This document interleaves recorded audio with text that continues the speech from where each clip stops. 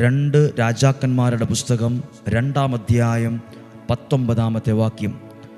നഗരവാസികൾ ഏലീശ എന്ന പ്രവാചകനോട് പറഞ്ഞു, അങ്ങ് കാണുന്നില്ലേ, ഈ പട്ടണം ജീവിക്കാൻ പറ്റിയതാണ്, നല്ലതാണ്, ഈ ടൗണ് നല്ലതാണ്, ഈ പട്ടണമൊക്കെ നല്ലതാണ്. എന്നാൽ ഇവിടെയുള്ള വെള്ളം മലിനവും നാട് ഫലശൂന്യവുമാണ്. ഈ സ്ഥലം നല്ലതാണ്, ഈ പട്ടണമൊക്കെ നല്ലതാണ്, പക്ഷെ ഇവിടെ വെള്ളം ശരിയല്ല, ഇവിടെയുള്ള നാട് ഫലശൂന്യമാണ്, എന്ത് നട്ടാലും ഉണ്ടാവില്ല. അതുകൊണ്ട് ഞങ്ങൾ ഒത്തിരി അസ്വസ്ഥതയിലാണ്, പ്രതിസന്ധിയിലാണ്, പ്രയാസത്തിലാണ്. ഞങ്ങൾ എന്തു ചെയ്യണമെന്ന് അറിയാതെ നിൽക്കുകയാണ്. നാട് ഫലശൂന്യമാണ്. എന്തു ചെയ്യും? അധ്വാനിക്കുന്നുണ്ട്, ഫലമൊന്നുമില്ല. രാപകലില്ലാതെ കഷ്ടപ്പെടുന്നുണ്ട്, ബിസിനസ് നടത്തുന്നുണ്ട്, പക്ഷെ ഫലശൂന്യമാണ്.